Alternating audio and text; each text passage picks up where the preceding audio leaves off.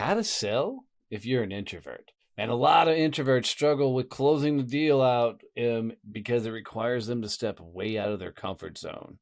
Hey, I'm Donnie Bovine, the CEO of Success Champions Networking and author of Endless Stream of Referrals. This is Growth Mode, a podcast all about scaling and growing your business, all centered around sales and business development. Hanging out with me, as always, is my buddy Kevin Snow, the sales and automation tactician and genius. And in this episode, we're going to talk about moving through the sales process as an introvert.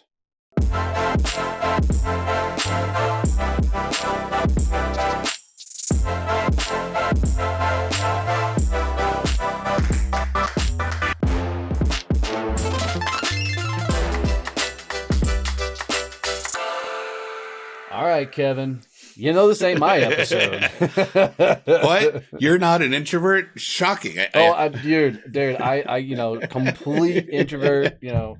I do it most times. Don't like people, but that's just that. I'm just gonna let that go. Well, we're not gonna dive into that on this episode. So let's talk about sales and as an introvert. So I went into sales right out of college, into Fortune 500 sales, long distance, landline, data, all that fun stuff. So really the technology sales thing. And they did a really good job of training me. But I went out and I was like, I need to figure out how to sell. I need to figure out how to close and do all this stuff. So I started reading all the books, Zig Ziglar, Tom Hopkins, all those selling things. And when I started getting in front of clients and I started trying to use those techniques, they're horrible. They just felt gross. Sugarcoat it, please. Oh, no, for me and for, you probably could go in there but the whole idea of doing the Ben Franklin close and the takeaway close just felt slimy. And I'm like, this can't be what professional sales is. And it just felt really wrong trying to have that type of conversation when I'm talking to a CEO of a company that is, doing $200 million in revenue. I'm like, this can't be how business people really talk. And it just felt odd. So it was really hard for me when I started to actually close business because I wouldn't want to have that conversation. And I do everything I could to not have that conversation. So unless they literally said, yes, this is awesome, how do we start? I didn't close anything. It wasn't until my next sales job that I really figured out how to have the conversation within the sales call, where I didn't have to do that type of stuff, where I was actually working on them and solving the problem and figuring out, hey, here's how we can help you. And having the real conversation where we're actually, instead of trying to close the deal and just get to yes, we're actually trying to come to a solution where we were working, collaborating as a sales guy and as the prospect to figure out what that final thing looks like. So there wasn't that adversarial thing going on at the end. It was like, this looks awesome. When can we start? That was the natural outcome. And then the conversations, but as we were working toward that, we're really, all right, so what do we need to do next? And all right, so when are we going to get together and talk about this thing? And it became much more, what are the next steps, as opposed to, are you ready to buy yet? And that shifted my sales ability and my sales success. It was like a 180-degree swing for me. Love it. Love it. Love it. Yeah, it's interesting for a guy like me to try and teach introverts how to sell, because I don't always wrap my head around how much thinking they're actually doing. So I want to start off by busting a few introvert myths out there, and I want you guys to see how riled up Kevin gets really quick on the first one. So the first one is introverts don't like people. Yeah, that's not true. We like people. We can be really social. We love being with people. We just get tired of it. The people think, if you're an introvert, you're antisocial, and that's not the case. It's introvert and extrovert. It's all about how you get your energy and how you recharge. extroverts, after a week of work and doing stuff, they want to go out and be with people. They want to go to the bar. They want to hang out. They want to have, big gatherings. And that's how they get energy. And they're like, awesome, I'm ready to go back to work. After a week of work and being with people the entire time, introverts are like, yeah, I need some alone time. I need to read a book. I need to go home and not talk to people. And that makes it really hard even in like personal relationships. I've had multiple significant others tell me, it's like, you don't share stuff. I'm like, why would I need to share? It's like, I already lived this once. I don't need to share it with another people and relive it the same day. So, but it's really the thing. We have no problem going out and doing stuff. We may not be the one who initiates all the conversations. We're going to use other tactics to get into those. But, we need our alone time, and it's not being antisocial. It's just like, I need to recharge. Just be careful about that alone time. So the next one is introverts don't like to take risks. All right, I'm not going to necessarily say that one. Wow, I got him thinking. There was smoke coming out of his ears on that one. So I'm not going to necessarily disagree with that idea. The idea, really where it comes to risk is how your extroverts, your high Ds, your Is, and then how your S's and your C's, your more introverted personality types, how they approach risk. We're really willing to take the risk, but we're going to have already thought through how we mitigate it. So, in the military, we have the safety officer. So we look at every exercise, every activity we're doing, and we're doing the risk assessment. That is perfect for your high C introvert type person, because we can analyze the whole thing. Let me see how risky this thing actually is. Yeah. Where a guy like me is like, fuck it, let's just go. Yeah, exactly. But then it's coming up with, all right, here's how we mitigate the risk, so it's not as risky. Then we're willing to do it. Whereas what he's saying is that those are the guys that drive us nuts, because you can't do that's too fucking risky. Dude, hold my beer and watch this shit. Yeah, well. Yes, and we're the ones who, keep you alive. So So the next myth is introverts and extroverts don't get along. All my best friends are loud, obnoxious extroverts. My wife is an introvert. So whoever says that, they're just dumb. Yeah.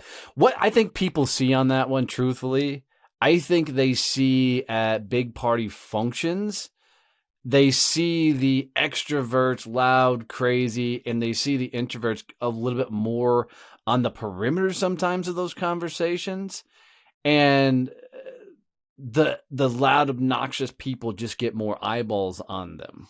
I think now, I will say there's extremes to that too. Yeah, totally. And for the relationships to work, you have to understand the differences in the personality types. You need to be able to understand that when you're hanging out with an introvert, if they're not talking, it's okay. You don't have to hang out with someone and talk it's the entire. It's fucking creepy.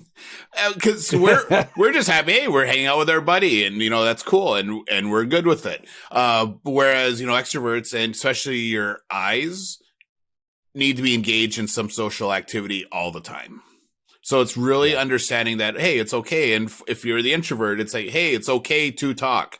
You can hang out with people and have good conversations as well.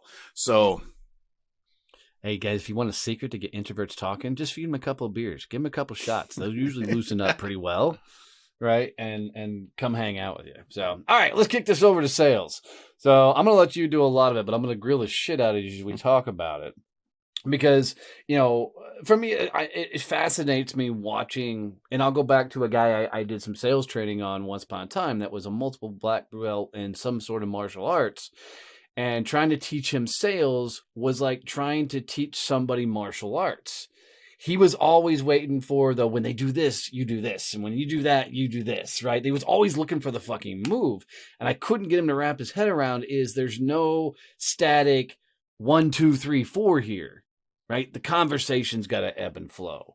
So for question number 1, how the fuck does an introvert actually sell? So For me, it was learning the process and learning a process to run a sales call that got me the information so that I could actually make a viable pitch and a viable solution, as opposed to the way I was always taught originally was here's the pitch deck, and you go in, you're flipping through these pages talking about stuff, and then and making it all, instead of making it all about the customer, that was all about the product and the company.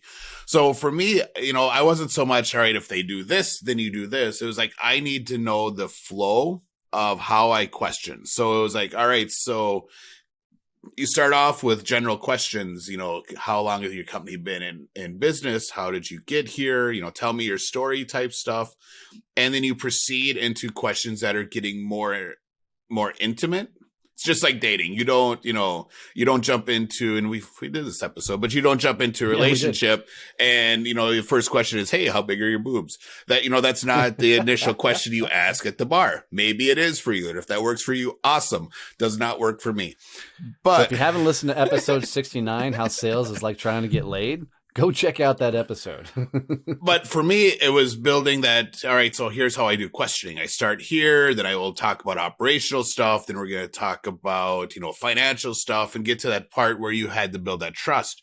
As I was doing that, I learned how to not interview someone and have that conversation.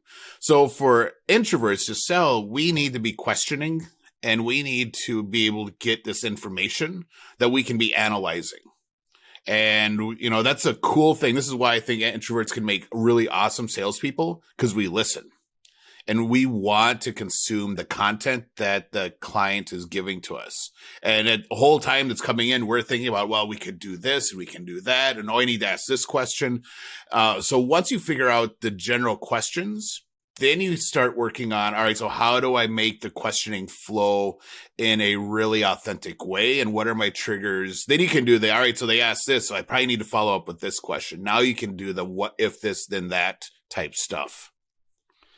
I often know that when introverts try and sell me things, they come across with a lack of confidence.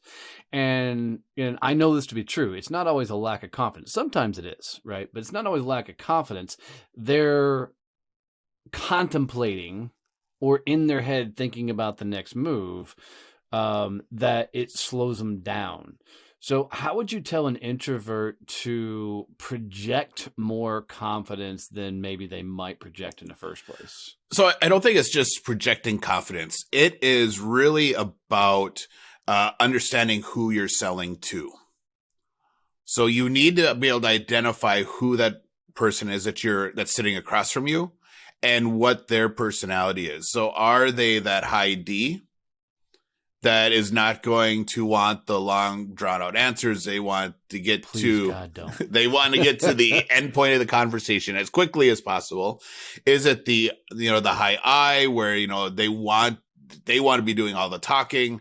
So you have to be able to ask really good questions that are going to open it up and let them share. Or is it a S or, is it a C like you where you can ask the really detailed stuff and they're going to geek out and be excited someone's asking them and they get to share their knowledge. Right. But that's going to tell you how you have to present yourself. So that was the second thing I learned after I figured out how to question people. It's like, all right, so how do I do this so it doesn't annoy people? I had to figure out who my clients were.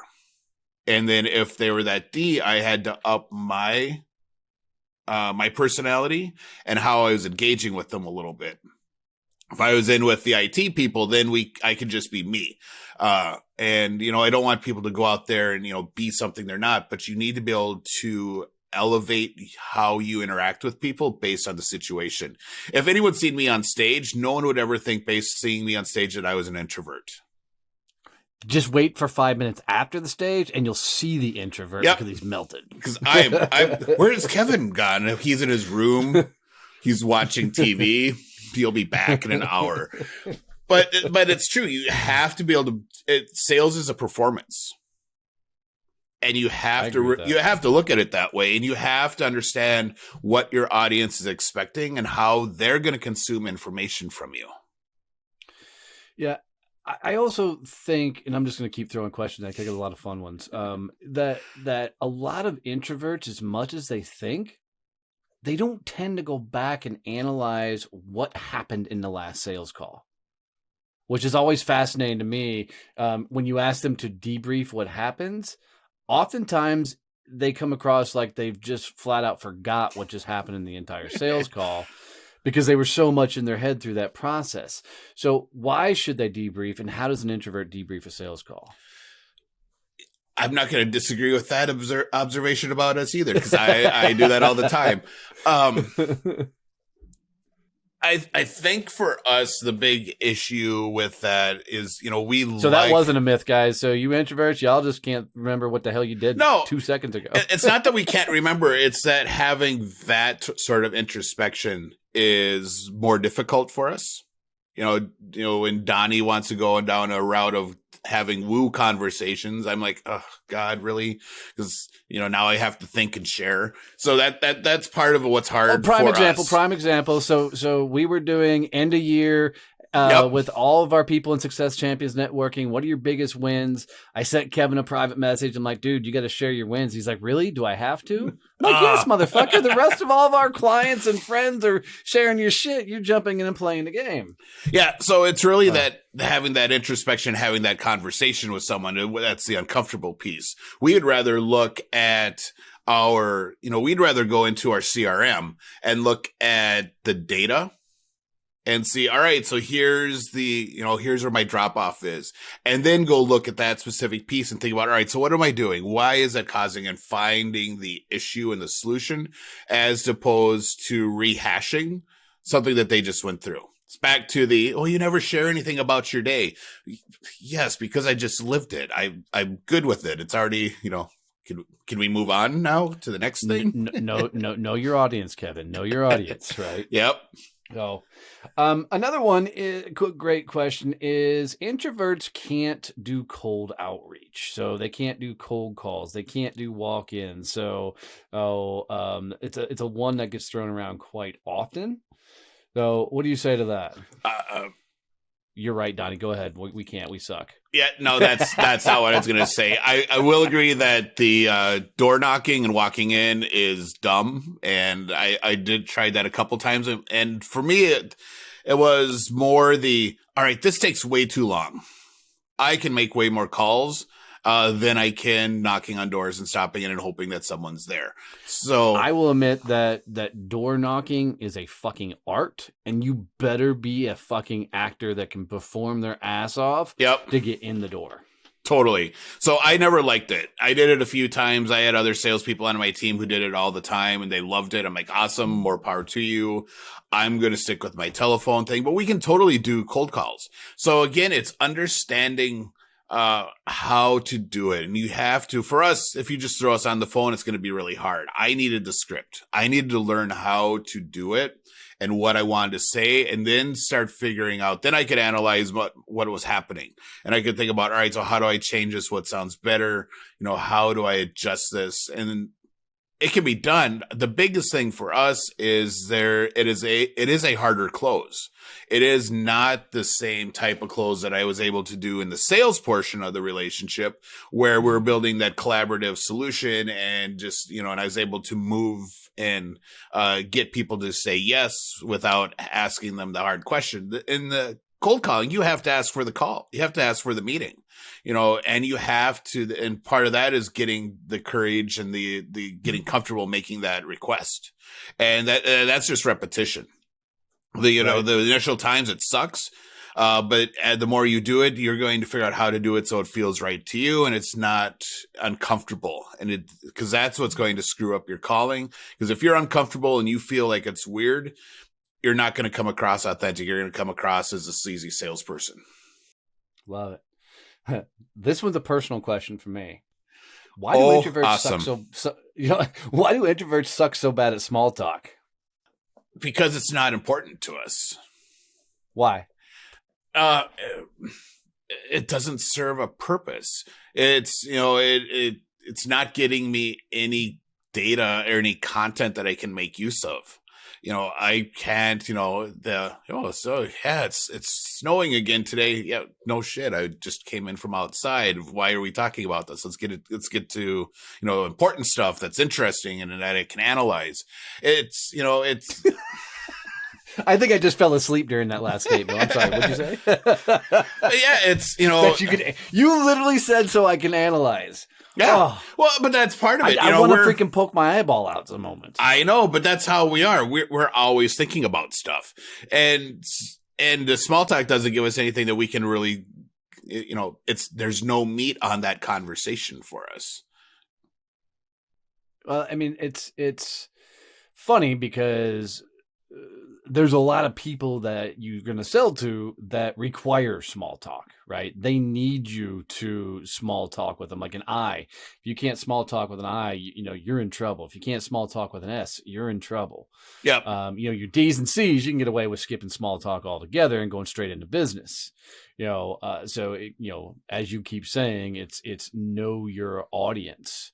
So if somebody sucks at small talk and they need to do it, what tricks do you use to be able to skip it the right way or do it better? So I don't think you skip it. It's you minimize it. And the key, I like that phrase. And the key is you have to get to know your clients. So you need to understand what's going on with them. So it's going to be uncomfortable at the beginning because you're going to have non-business related conversations, but it's going to give you still good content that for us that we can take and we can put away. And it's like, oh, that's cool. So asking, finding out what their interests, what's going on in their world is a form of small talk, especially at that initial call, that you can then utilize in the future calls so that you can have that little personal conversation, but then move into business really quick. So it's like, hey, so last time you said you were doing this, how did that go? Or you were taking a trip to Catalina. Tell me about that. And then you can get that little piece done. And it's like, awesome. That sounds so much like really cool. Did you have a chance to look at this, by the way? And you can move into the actual topic of the conversation. But it's understanding, what's going on in your client's life, so that you can just ask that one question that'll give them the ability to talk about something that was exciting and fun for them, especially for the eyes, because they're all about experiences. Give them to share one of their experiences, and then you can move on, and then they're ready to talk business. Yeah, I agree with that. And if it's a first sales call and you're just meeting them, then it's asking them how they want to proceed the conversation. Yeah. How do they want to move forward? Do they want to go straight into business? Do they want to know company history? Give you a roadmap of how to walk through that sales call. So each one of these podcast episodes, we ask a question from a member of the Success Champion Networking family of what they'd like to know more about this topic. Funny thing is we're talking about introverts, and none of our introverts asked us a dumb question, or a question. I can't say a dumb question, but they didn't ask a question. This is true. They didn't want to be called out on the podcast. So we don't have a question for them this week, but I think, me grilling Kevin gave a shit ton of cool advice that they can use if they come back and listen to the episode. Yeah. One of our introverts even said, oh, you're doing an episode all about me? And we're like, yes. What is your question? And he never replied. And then he never replied. He's like, oh shit, if I reply, they're going to use it. They're going to say my name. Then I'm no longer, yeah. I can no longer hide. So yeah, no, awesome. No question this week.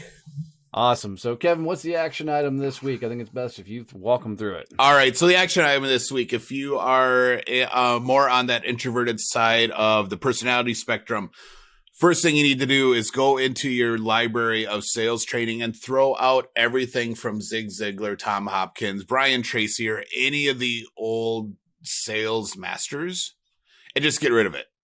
It is all designed around a style of selling that does not work for us.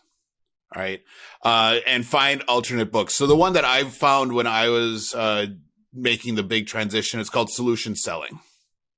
And it even had a workbook. So it's awesome for introverts. It even had a workbook. I would say challenger sale for your introvert to be a really good one too. If long as you're a high C, not a high S. Yep. Yeah. Challenger will be uncomfortable for a high S. But the solution selling was high really D, high C. Mm-hmm. I love solution selling because it was all about getting to the problem and the collaboration about designing a solution that fits their needs and not just trying to sell features. And then really focus on, when you get into sales, stop worrying about yes or no. Don't worry about what happens at the end. Really focus on the next steps. How do you advance the relationship? You know, you have that initial meeting. All right. So here's what I figured out our next steps are. You said you're going to do this. I'm going to take a look and get you this stuff. When do we want to get together again and set that date? Always leave the meetings with when things are going to happen and what happens if they don't happen by then. And Donnie's really good about this. Hey, so you're going to have this done by Thursday. What happens if I don't hear from you by Thursday? Well, if you don't hear from me by Thursday, you better call me on Friday and reach out. For sure. Well, awesome stuff. Well, guys, as always, if you got any tips, tricks, or value out of this, please make sure you're subscribed to the show. If you're on YouTube, click to subscribe. Click that bell so you get notified when new episodes come out every Thursday. If you're listening on Podcast Land, wherever you're listening to podcasts, make sure you're subscribed there. Google Podcasts, Apple Podcasts, Spotify, Stitcher. And do us one favor, guys. If you know of one person that could benefit or find value from the show, please share this out with them. That would mean everything for us. Love you, mean it. See you, bye.